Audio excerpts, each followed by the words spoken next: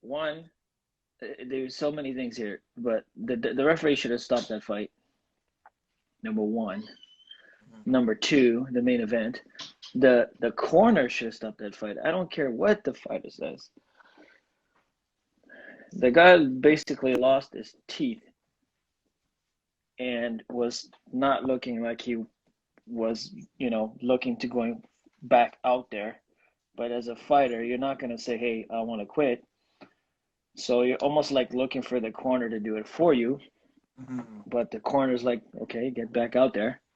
Like, give her a good college try. So, but man, he was so damaged. There was no way he could have won that fight. So it was heartbreaking to see that dude just get beat up for another, like, basically a round and a half. Another round and a half of where, man, it was bad. To the Bay Hagis, I hope you're good, brother. Thank you for coming on here, man. I saw a highlight on Reddit. It's not an exaggeration. He literally said, "My teeth are falling out," and we look like the fourth and fifth. Yeah, between the fourth and the fifth round. There's a part in the video. There's a part in the video where you're watching the fight, and he's got his hand extended, and he's trying to give the referee something, and I'm thinking, is he giving the referee his mouthpiece? And the referee grabs it, and then the fight goes on. It's like, what the hell did he grab? Was it his mouthpiece? No, man, it was one of his teeth. He handed the referee one of his teeth during the fight.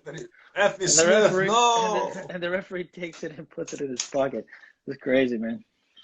The reality is a sport. But, like, I can only imagine, like, it's a dead room in there. There's no audience, right? That's what I was going to understand. So all you hear is, like, the impacts of people hitting each other. It's definitely a different dynamic. It's really weird. I'm not sure if I think I would appreciate if there was a crowd. But I don't think that's not happening anytime soon, man. No. Not at all. You know what I mean? I really don't think that's going to happen anytime soon. But good fights, man. Some really good fights. The second thing I noticed from that event was what? There was a straight ankle lock finish, wasn't there?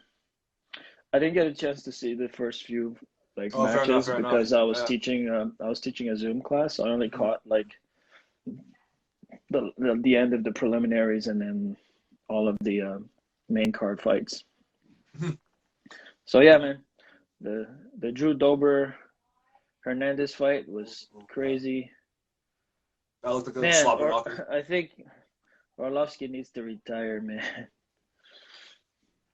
He he just plays a very, very safe game now because he's been knocked out a bunch of times, and it's just boring. He's in his last, what were they saying? It's like in his last 8 fights or something like that, 7 of them have gone the distance. And has he won? It's been a while. He's won some, he's lost some. He won last night, but man, what a boring fight. Who's he fighting? Right now? It's a Brazilian guy, not a big name at this point. Okay, so it's like they're kind of giving him veteran status. It seems like that. Like he's obviously got star power. He's been around forever, right? I know, but I just don't see him beating. I just don't see him beating like the top 10 at this point. Well, he had a good. What was that? He had a decent resurgence back in the UFC. Yeah, he knocked out it was like 5 fights. Yeah, and just it's sad to see veterans kind of. He's had a roller coaster kind of career. Yeah. You know, but I'm really frustrated with MMA these days. Maybe not so much in last night's card because you got to see a lot of groundwork, a lot of wrestling, and a lot of groundwork, a lot of takedowns, which was great. Like if I want to watch an MMA fight, I want to see the matches go everywhere.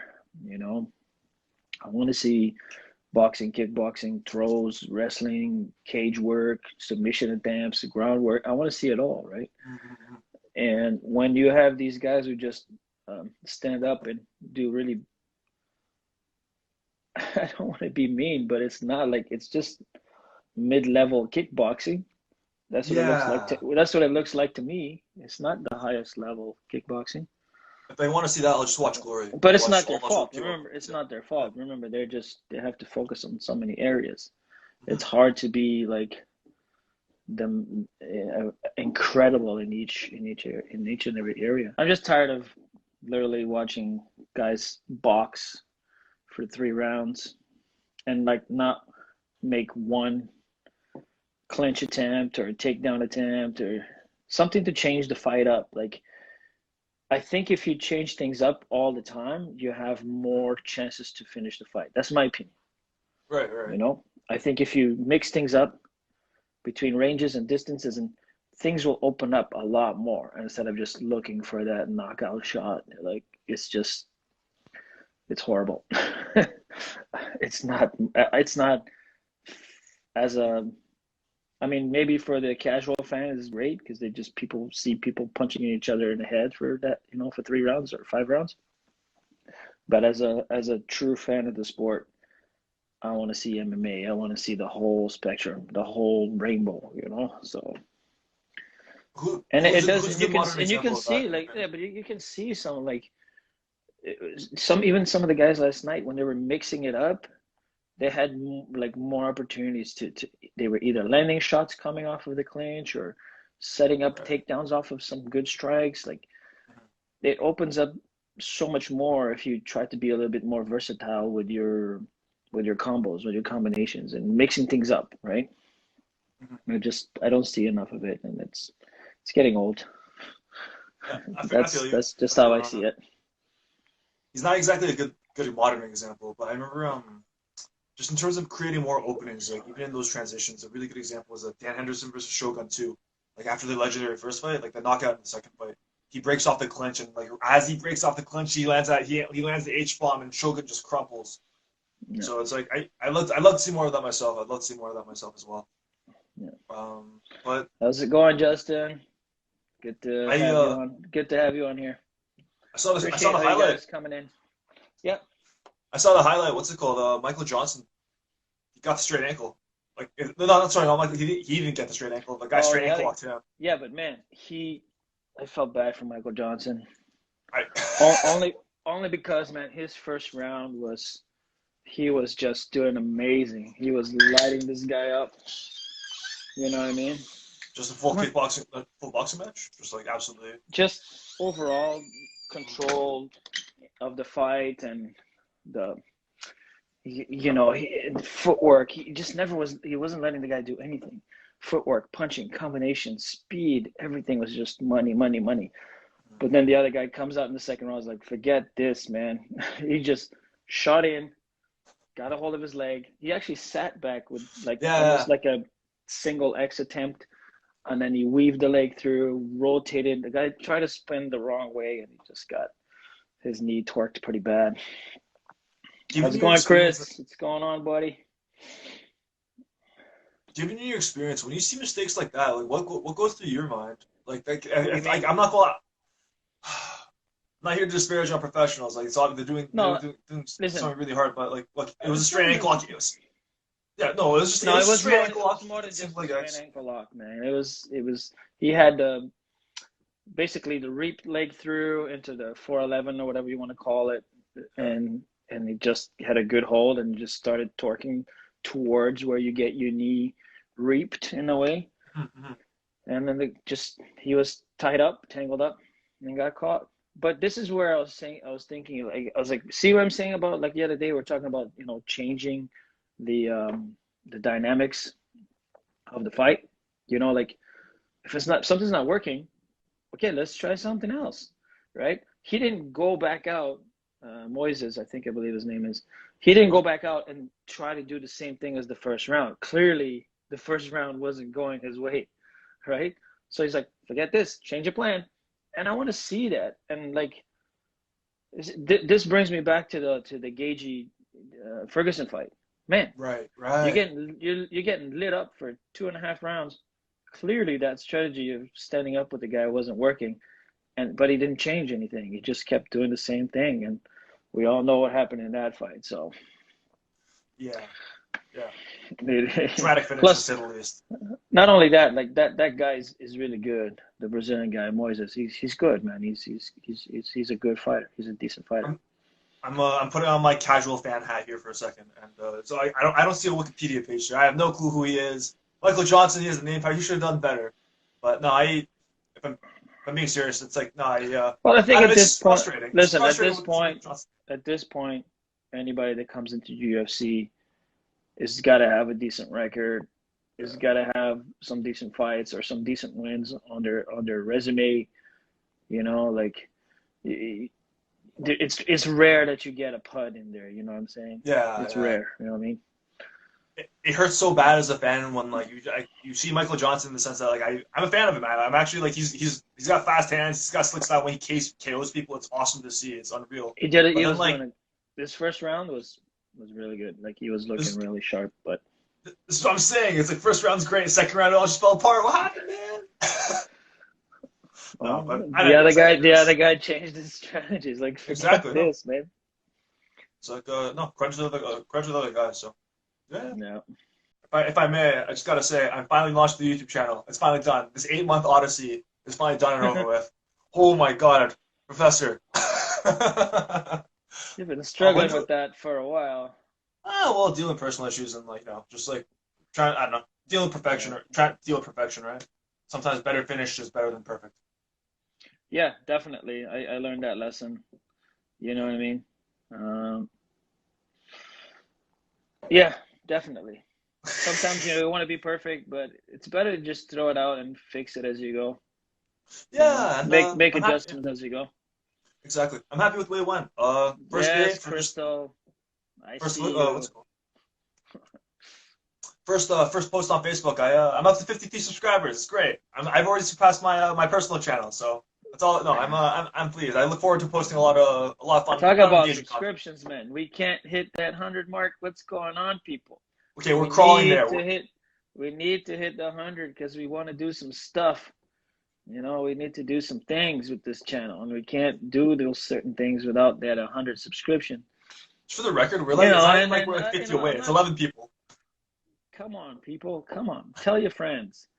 I think we're doing all right here. You know, we're doing okay. We We're talk about some consistent. good stuff. We got some good conversation. We're gonna start getting more guests on. Um, Yeah, no, maybe every Monday or every other Monday. We'll see what kind of. We had Michael Ahn here on Monday. It was great. It was good to talk to my friend. that was a fun You know, episode. It's really multiple cool to see his multiple time insights. world champion. You know, he's had an incredible career. One of Homegrown. the most respected referees in the community as well. We didn't talk about that. Oh, that's a So good point. I've completely forgotten how many matches Mike. Like I've just seen Mike at tournaments, either watching from afar or like even just being my ref in some cases too. Yeah, yeah, it's surreal to think back on, looking back on it. yeah. Yeah, he's no. he's uh he's done a lot. He's done fairly well for himself. I'm pretty proud. Of my guest list, what's it called? Of my guest list that I want, like my hit list of people I want to interview myself. He was on like season 2 or 3 as well. Like there's a lot of great grapplers in the scene, and even in the academy. No, actually, primarily at the Yorkdale Martial Arts Academy that I want to interview. Mono, if you're listening, you're on that list too. So, what's the IBJJF for new members of the community? What like why should what is this acronym? Why should we care? International Brazilian Jiu-Jitsu Federation. Um, the IBJJF as we know it really hit its stride once it moved to California, and I think after 2004, maybe Previously located Ricardo. in Brazil. Yeah, I'll get to it. Oh, okay. And I think it was 2004. After 2004, I think my good friend Ricardo, he's more of the historian than I am. But I believe after 2004, it started in 1996 officially as a federation in Brazil, in Rio, and it ran from 96 to I think it was 2004, and then they moved it full time to California. It is the biggest, most organized Brazilian Jiu-Jitsu sport federation. It's grown to be the largest with tournaments all over the world, exceeding incredible numbers in some tournaments like World Masters, and Europeans this year was insane. It lasted a whole week. You know, same thing with World Masters. It lasted a week when you do all the belts and all the, and Masters and all that. So it's really huge now, And why should we care? Because it's the highest standard of our sport and our art.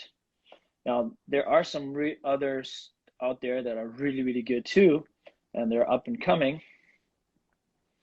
But none of them have the prestige, and the weight and the accolades that the IBJJF has. But I like some of the other up and coming federations for other reasons, and we'll get into that. But the JJIF is doing a great job, and I really like it. And I really like that federation and what they're doing and what they're trying to accomplish. The AGP, again, a lot of good things from them as well. But I think in my mind, those are the big three. Abu Dhabi, ADCC, it's not a company that runs regular tournaments. It's just, that those every 2 years they run the invitational and they bring out the best guys. They have qualifiers, but it's not like a league type event, right? It seems very exclusive. Like the prestige factor comes from the fact that you have to qualify or they invite you. It's very Yeah. And again, each one has different rule sets or similar rule sets with slight changes here and there. So that's the main thing where you have to adapt and adjust is the rule set and what you're competing. You know what I mean? So, yeah. Jay, the AGP is what was formerly known as the Abu Dhabi Pro, right? And they just changed it to a different acronym, and AGP, and I forget what it stands for, but it's basically the Abu Dhabi Pro, right? It's the Abu Dhabi Pro League. So, right? Let's get the bad out of the way before we get to the good. You've been very clear with your disdain for the IBJJF in the past, whether it's in person or even on this podcast. Why is that? I don't necessarily like the rules as they are set, because of now how athletes play to those rules. So I'm not a big fan of the rule set in some ways where, I don't like the 10-minute black belt matches. I don't like the stalling that happens. I don't like the taking advantage of like, oh, I'm just going to hang on for 5 minutes and then come up and get an advantage and I win the medal. I think jiu-jitsu should be, you should be trying to chase the submission or at least try to score big points. So I don't like advantages as they are set in the IBJJF rule set. I don't like the fact that they don't move the world championships around the world. That's a good point. It's always in California, which limits a lot of people from going over because not everybody can get visas to go to the US. So it doesn't give equal opportunity to all the best athletes. I don't like that there's no qualifiers that anybody can register. I mean, in black belt now, you have to get a certain amount of points to qualify, which is great. They just started that recently. But before, you register, you go, you fight. I don't, it's really weird because how do you consider someone a world champion when you look at the bracket when it's put out in most of the black belt brackets and it's 80% Brazil and then the rest is US, and luckily you have one guy from somewhere around the world in there. So you have at the most 4 or 5 countries represented. You win and you consider yourself a world champion.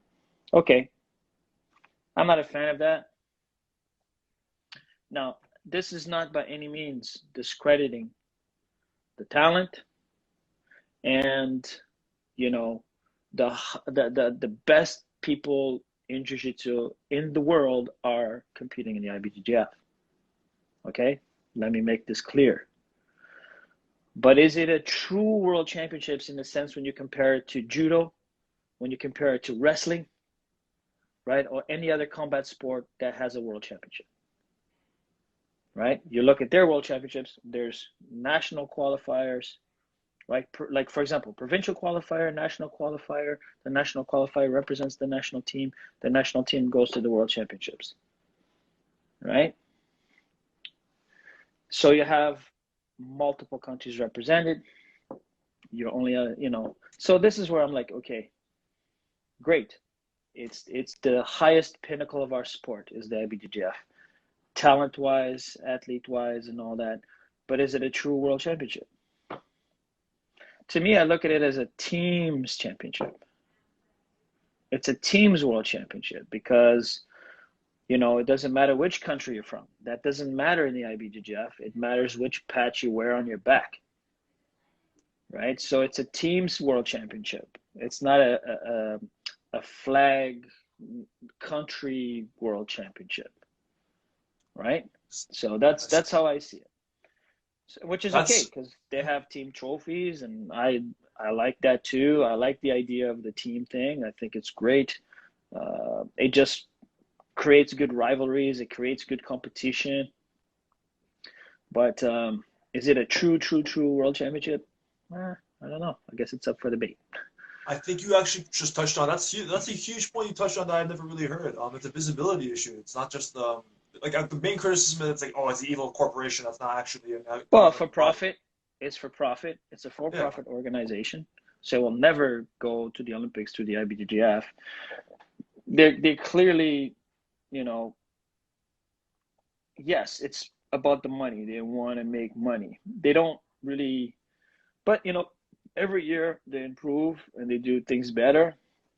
Like they started paying they started paying money to some championships, to some, to people that win, and it's not a lot of money, but it's some. So there's some money being given to some of the events that they run. Okay, that's a good thing. And they run such big events. And keep in mind, like to run an event that large costs money when you're renting these massive venues and stuff like that. So it's not like, and they have to pay all the referees and all this other stuff. But there's definitely some things in there that are, unfair, to say the least. They can judge who they want to give certification to or not. We all know that there's been some issues with the BJJ Globetrotters. And, there's some hierarchy issues here that's deeply ingrained in the IBJJF culture and Brazilian Jiu-Jitsu culture. So there's definitely some things that makes people uncomfortable.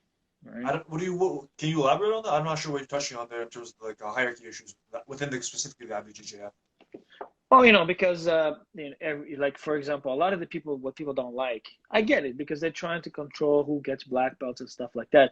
But if you want to get into the IBJJF, say you're a purple belt, right? Yes. And you break ties with your former professor. Yes. Okay. And you want to compete for the IBJJF and you want to register your academy. You can't. Right? You need to be under a governed body, some sort you of. need to be under a team. Represent someone. Yeah. You need to be under a team, and you need to have someone that will sign your paperwork and so on and so on. Like myself, for example, like if you want to be you can only get a black belt if a third degree or higher signs your paperwork. So you can't even register under the IBJJF as a black belt unless someone of that rank signs for you or under a team. So they have a structure, a hierarchy structure that makes some people, uncomfortable. Hey, Jay, get out under your rock, man. Come on. Oh, no, okay, no, let's touch on this. Globetrotters everybody knows about Globetrotters, man. They're a non-profit, help each other out kind of like teamless team where if you, like, for example, yourself as a purple belt, well, I can't get under the IBJJF. So you reach out to the Globetrotters, you plead your case, you prove that you're a purple belt, and they will help you out. Okay. Right? And they will get you, so you can register your academy. You can, you can register your academy and compete under the Globetrotter banner. And that gets you to compete. That gets your athletes to compete. There's no fees being exchanged. apparently there's no fees and all this other stuff. No, but so the IBJJF, I guess, recently didn't like that whole format of theirs, so they pulled the kibosh on them and said that people couldn't compete under the Globetrotter banner anymore. And they've been going back and forth trying to, figure out how they're gonna correct this issue, right? Well, it's like it kind of feels like who watches the Watchmen? Who's governing the IBJJF in terms of just like I guess acting in Nobody. their own. Yeah, there you go. There you go. Nobody. There you go. They're a So, for-profit organization, and whatever the shareholders and president and all those guys, whatever they feel that the direction of the company should go is the way they're going to go. And yes, they try to accommodate here and there, but at the same time, there's been some, a lot of people are not happy with the way they run things, right? So some people love it, some people hate it. It's just the way the world spins, right? I'm not gonna lie, whenever they do come into Toronto, or at the tournaments I have been to run by them, they're amazing. New York was really really cool. Well, I might be biased just because there's a lot of star power in New York. You just see Marcelo Garcia, Matt Serra, like all these guys. Yeah. But then Anaheim, I remember going to the bullpen for Nogi Worlds, and then it was the most surreal part of that experience is I weighed in, and from the weigh-in up until the referee said "come batch," no one said a word to me. I was walked through. It was very intuitive. Like I saw on the screen, oh, Michael Ahn is being called to match 7. Be there in 2 minutes, and I was like, oh, okay, cool. And then he just motioned forward. Boom, let's go. I was like, this is the smoothest. I was actually able to just focus in on my game, on my match. So as a competitor, I really appreciated that. They're very well organized. Mm-hmm. But I mean, that took how many years? From 1996 till now, right? It's hard to criticize once you see it in the sense like, yeah, no, it's slick. It's like, well, it almost justifies $200 Canadian price tag, right? That's another thing, man. They charge $100 US for registration. Come on, man. You can see that. Like, I don't mind. Business is business. People are gonna make money, and they're gonna do what they want with that money, and that's fine. For me, it's always like with any organization that is involved with the sport. What are you doing for the sport? Like, you should be using some of that money to help out, I don't know, in some shape, way, or form. Like, even if it's outreach, like, education. yeah, this kind of stuff, right? Like, and I just don't think there's enough of that going on, right? I put out a post in one of the Facebook VGJ groups and asking what kind of things would like to see be talked about. And one of the cool things that someone commented was actual money in the sport, outreach, and if it would be really cool to see a governing body, something as big as the IBJJF, ABCC, whatever it may be, start providing some extra grants, some sort of grant program for whether it's athletes, academies, right? Help foster the scene. To the issue you touched on before, visibility issues. Like there are certain countries that it's hard to get visas, athletes can't get in. It's not fair. Help them out. Let's make this a true international sport. So I'm so on board with that kind of stuff. On board. Definitely.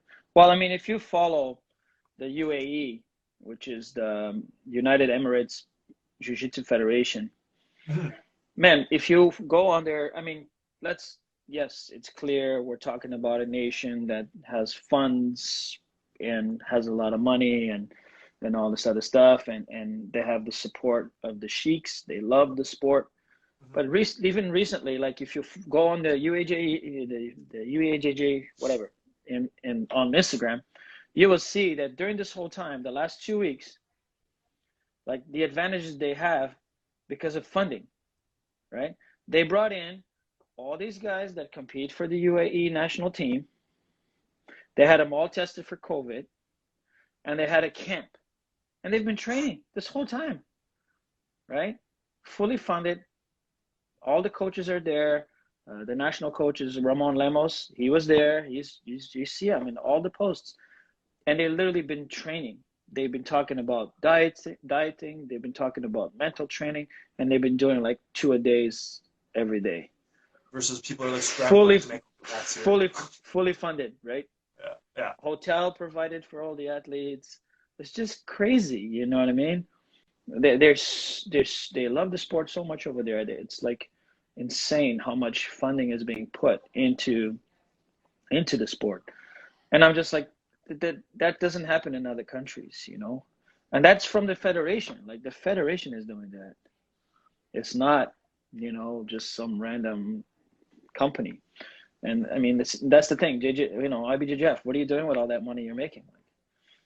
Like Carlinhos Jr. Like, right? What are you doing with all that money? So just, I wish there was more. I'm not saying they should like, you know, pay for everything globally because they are a global entity, but they should use some of that money to definitely help out certain situations or certain things. And they need to restructure again some stuff, right? But I get, or even just give more money to the athletes, you know, like just start giving more money to the fighters, right? I want to. And You mentioned that. Sorry, please. If you. no, we're good. You mentioned if the IBJJF tournaments, especially the Worlds, they're very good teamwork, like team tournaments in the sense of who has the best team versus who has the best which country has the best jiu-jitsu athletes.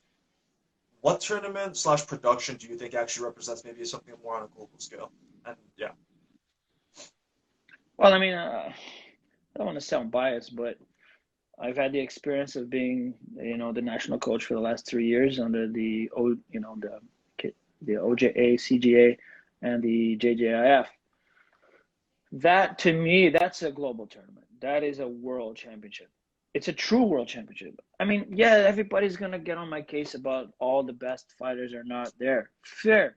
It's a fair assessment. Yes, all the best guys are not there. Oh, Brazil and US is not being represented. Well, because they don't have governing bodies, right? They don't have a governing body that's under the JJIF banner. Now, the US is restructuring this last year and this year, and we might start getting the US involvement in the IJJF. Again, it's going to change things up. But the way it's structured, right? Only 2 athletes per country per weight class, right? And you have to basically be on the same side of the bracket. So you might end up facing each other in the semifinals, right? So there's no same country facing each other in the final. if I may interject for 1 second, there's a lot of people here that aren't as involved in this, you know, like the competition team. What's the JJIF? Like, what does The it stand for? Jiu-Jitsu International Federation. So is why Uh, is this different from the IBJJF? they have 3 entities within that sport. They have 3 sports within that is governed by that. It's a non-profit. It's recognized by the IOC. And they have like basically they follow the same protocol as like any other world championships. Like you gotta have like we did. Like we have a national qualifier to select the national team. The national team goes to the world championship, right? And there's a lot of countries involved in that federation, a lot. So you're saying And with which the is JJIF is Olympic potential? yeah, the only way jiu-jitsu goes through the Olympics is through the JJIF. Okay, but please, as you Hands down. It's the only way, very right? cool.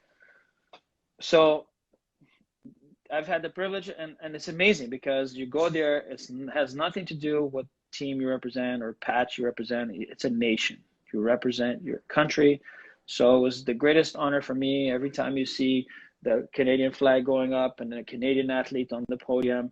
The pride, the sense of pride for nation and country you represent is incredible. It's one of the best experiences I've ever had.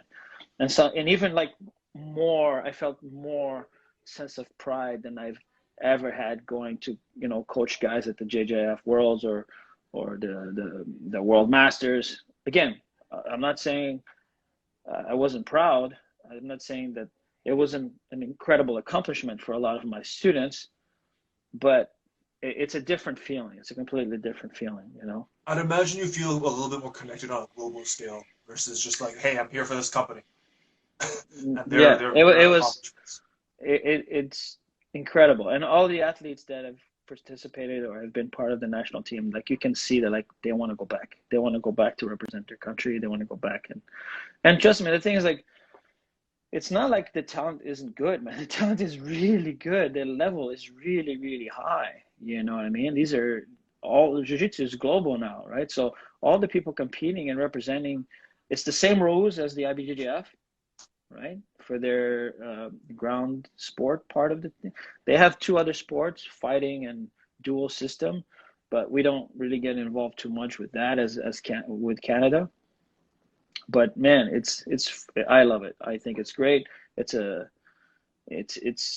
different dynamic to the IBJJF, which is good. It's a good thing, you know. Mm-hmm. No, it's. I think this is an important thing to touch on too. It's really good to differentiate in terms of just to let everyone know that the IBJJF isn't necessarily the only thing to aspire to in terms of the worlds and whatnot. I want to address this comment here by Nicholas. Everyone calls the ADCC the Olympic of Jiu-Jitsu. How do you feel about that? I disagree. It's the same thing I mentioned about the IBJJF. There's not enough of a global representation at this point. You know, when the majority of the bracket is U.S. and Brazil, it's, you know what I mean? Most of the qualifiers are in North America. And they're okay. In defense of the ADCC, listen. They have their European championships, right? But remember, out of all those European countries, only one or two athletes get to go over from all of Europe. Europe's big. It's a lot of Europe. You know what I mean? Yeah. So, come on. Like, again, when you have a bracket and you look at the bracket, and the majority of the bracket is from two countries, right? So why aren't they allowing more countries in to make it like a true global thing? Oh, because it's not fair because the best talent is the best talent. Okay, then it's not a championship. It's not a world championship. It's the best talent championship. You know what I mean? So it's not the Olympics if you don't have a certain amount of countries represented. This is the only way, by the way, a sport gets into the Olympics. It needs to have a massive global influence. You need a minimum of certain amount of countries to be organized in that sport to get into the Olympics. Which is hard to organize. Right? Yeah. So that's why Jiu-Jitsu will take a long time because I don't think it's organized enough in enough countries to make that push yet. Okay, as a huge fan of the ADCC, I just gotta say it's like no, listen, I agree with what you're saying. I agree with what you're saying. Man, I'm not. Stop it. I'm not hating. I love all these competitions. Yeah. You know, ADCC is incredible. It has definitely the best no-gi, definitely the best no-gi talent. Yeah. IBJJF Worlds, definitely the best gi talent. But it's not a true world championship because there's not enough global representation. That's it. You know what I mean? The only point I want to make is just that they do a slight better job of the IBJJF in the sense that it does feel like they do a slight international feel in the sense that like every 2 years it's actually a different place between China, I don't know. That's cool. England. That's cool. I'm not disagreeing with what you said. You brought up a good point. It's not world. Than the IBJJF. Okay, it's slightly better. Better job. Nope. Finishing your shirt. Come on. Come on. No. But no. Now what? The biggest, the most organized, the amount of tournaments they have to run every year, you have to be, up there in organization to be doing what they're doing. So they're not doing one tournament, one big tournament every 2 years, right? They're running qualifiers and whatnot. But still, you know what I mean? I've never considered this myself. Four massive tournaments every year, right? That's just for adults. Euros, Pan Ams, Brazilian Nationals, and the Worlds. Then you have the other big tournaments like the World Masters, the Gi and No Gi, the No Gi Pans, No Gi Worlds. That's every year. You know what I mean? Okay. I'm just going to take this second and just let's open the floor, guys. Flood the comments. Let's make this a group discussion. If you could win one, do you take the IBJJF Worlds or the ADCC Absolute? Either or is going to give you the prestige as one of the best that competes in the sport. The only difference with the ADCC is cha-ching, man, money. That's it. As far as does it make you better one or the other? No. They're equally talented, great You know, look, the best fighter in IBJJF, Buchecha, and the best fighter in ADCC style, Gordon Ryan. Look at the match. It was super tight, close, and Buchecha made one mistake and gave up an advantage. And he didn't take if I would have liked to see him take a more of aggressive approach, and I think it would have been a more dynamic match, right? And again, so does it make one federation or one entity better than the other? No, they both people that compete in one compete in the other. The only thing that the ADCC gives is money, man. They pay good money for the winners, It's a right? nice fence you're sitting on, Professor. I'm making a hot take. ADCC 100% hands down. If I have to make a choice, I'm sitting on ADCC. Oh, you're Nogi bias. Get out of here. This is like, I don't have a bias. I love both. You know, I love both. Do I lean more towards one and the other? Yes. But, you know, good talent is good talent, and I respect that. All right, what's this going on here? What's your thoughts on next gen and their open world title without registration fee? My friend, you have the wrong Edgar. You're talking about Grappling the wrong. Industries. You're talking about the wrong thing. The next gen and grappling industries, two different Yeah. things. Oh, I'm gonna be hated for what I'm gonna say, but Do it. Do it for the views. I think grappling industries is doing a great job. They're getting up their organization and growing globally and growing their brand, and trying to make a push to compete. But I don't think grappling industries, even if they run like 1,500 world championships, will never be as respected because it doesn't have the title of IBJJF, and International Brazilian Jiu-Jitsu Federation. You know what I mean? Grappling Industries World Championship. Who cares? You know what I mean? Like, it doesn't have the weight of the brand and the name, right? That comes with International Brazilian Jiu-Jitsu Federation. So plus the history, and so nobody's ever going to dethrone the IBJJF unless they implode, which I just don't see it happening. You know what I mean? And as much as all of you think grappling industry's rules are amazing and fantastic, I hate them. I don't like it because of safety. I think a lot of people get hurt, a lot of things being allowed at certain points. You're just asking for trouble. But you get most bang for your buck. Yes, I don't mind doing the 5 minute, like you having the round robin format. Great, it's fine. You get a lot of bang for your buck. I don't like the rules that you allow at the lower levels, because remember, as an athlete, especially a beginner, the further you go into the matches, the more tired you're going to be, and the more likely for you to get injured, right? And that's my thing. My thing is about injuries. I don't like, man, how many people I've gone to plenty of grappling industries, and how many people like limp away because you're allowing scissor takedowns in the white belt division. Come on, man, are you crazy? Like, I think all of these things is about people not being patient and wanting to do everything right away. I mean, man, you can do everything eventually. Let's keep the sport safe. Let's keep people in the game for as long as possible. I don't want to see a white belt limping off with a mangled knee because scissor takedowns are allowed. You know what I mean?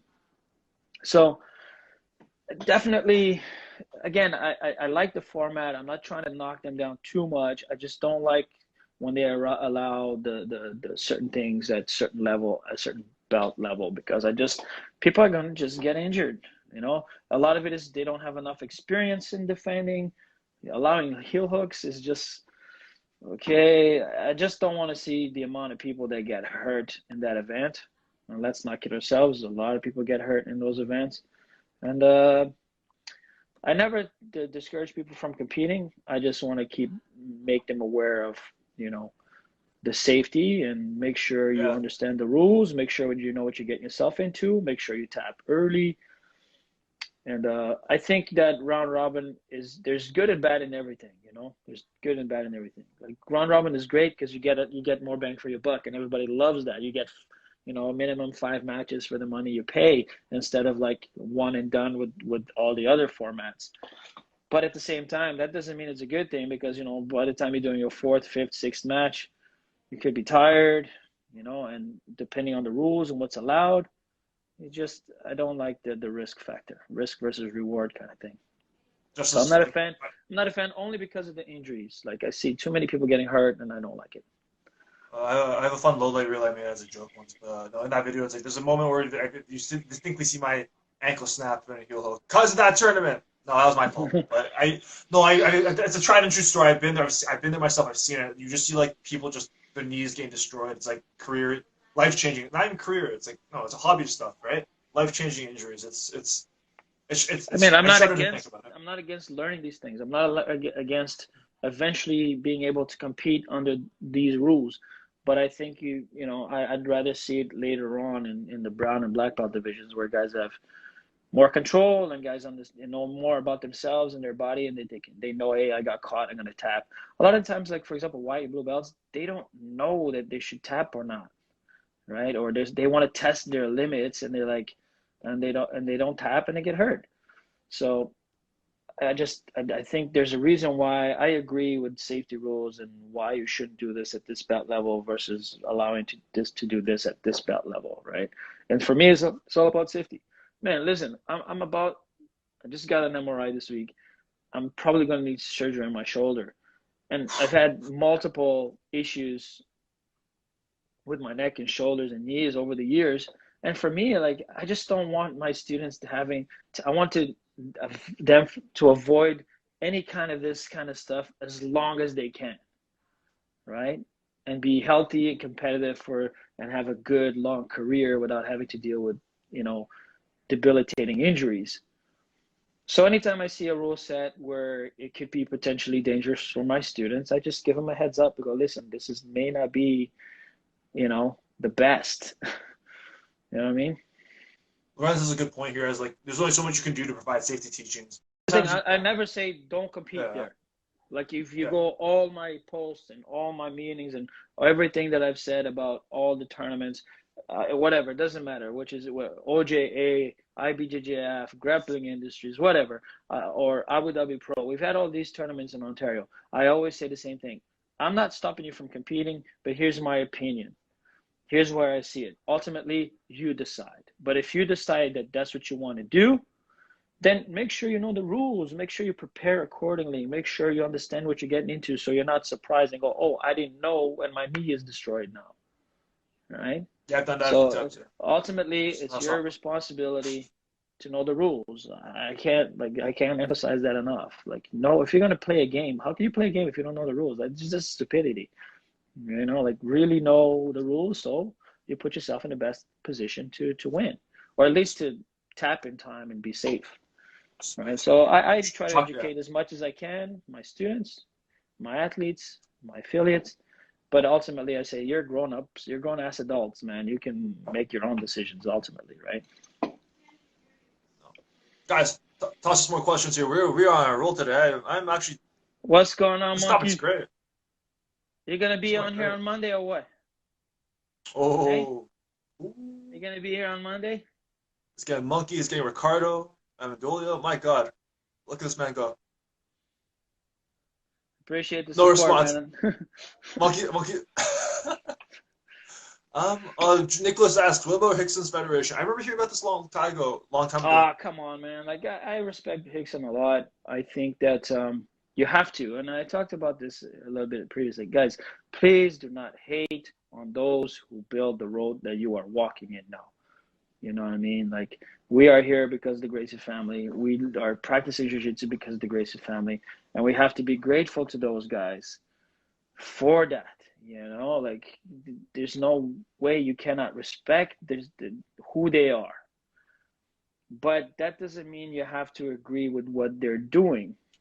You know, I just think it's not a bad thing. Anyone can start their own federation and do their own rules and their own rule set.